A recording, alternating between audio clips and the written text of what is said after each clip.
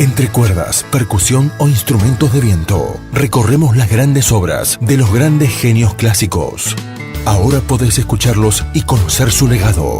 Acá, en Citas de Radio.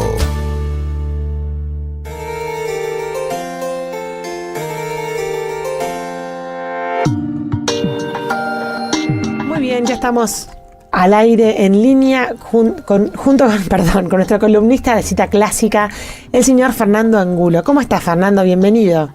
¿Qué tal, Elisa, equipo, oyentes? Buenas tardes para todos. Bueno, hoy vamos a hablar de la Aleluya de Händel. Exacto. Una obra también hiper famosa.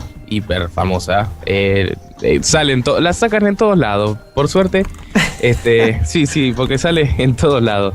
Esa obra en realidad es una partecita de una obra cumbre de Händel, una obra inmensa que dura más o menos 2 horas y media, más o menos, me parece que 2 horas y media dura. Y es una parte de el fin del segundo acto, de la segunda parte de este oratorio. Así se llama. La obra es El Mesías de Händel, que se hizo primero la idea de hacer este oratorio, esta obra con coros y orquesta y solistas, con un tema religioso, justamente, como es el Aleluya, el Mesías y todo eso, era para hacerlo en Navidad. Está asociado con la Navidad del Señor, con el nacimiento de Jesús, pero en realidad es toda la vida de Jesús, desde el nacimiento hasta la pasión, muerte, resurrección y después lo que fue pasando después de la resurrección de Cristo. Esta parte cierra el segundo acto, que trata de la pasión de Cristo. Con esto lo que quiere significar es que, a pesar de todo lo que le pasó antes, de lo que del sufrimiento, de la ascensión, todas esas cosas, terminó resucitando triunfante. Eso es lo que quiere significar el Aleluya en esta obra. Ah, está bien. Este oratorio lo escribió en 3 semanas. Me parece bien que son 24 días. En 24 días compuso todo este oratorio, pero de una manera que es excelente, porque no hay repetición entre algunos temas, entre las melodías de cada pieza distinta. Creo que solo se repite uno. Pero después el resto son todos temas originales que Händel, podía componer, como lo hizo también Bach, que tenía tuvo tanta obra que no se repitió. O sea, toda obra original que salía. Y pensar que su padre, el padre de Händel, no quería que Händel estudiara música, justamente. No quería que estudiara Derecho Civil, que sea abogado. Le salió totalmente lo contrario. Nada que ver. Nada que ver. El padre de Händel era médico, había trabajado para una corte de la ciudad donde nació, en Alemania. Y el padre no lo dejaba tocar ningún tipo de instrumento. No le dejaba. Lo tenía prohibido. Era así, exactamente, como algunos no los dejan a los chicos salir o eso. El padre de Händel no le dejaba tocar un instrumento. Y él se las ingeniaba de alguna manera para conseguir un pequeño clavicordio, un pequeño pianito, ¿no? de la época, con el sonido metálico, porque el piano es mucho después de la época de Händel, que es más o menos en el año 1700. Se ingenió la manera para conseguirlo y lo tenía escondido en una sala en algún lugar en donde él viviría, no sé, no tengo ni idea. Lo tenía escondido en una sala. Y él cada tanto, no cada tanto, porque primero era cada tanto, después se le agarró el vicio y iba todos los días. Pero cuando la familia dormía o no había nadie, él se escapaba, se iba a la sala y se ponía a tocar.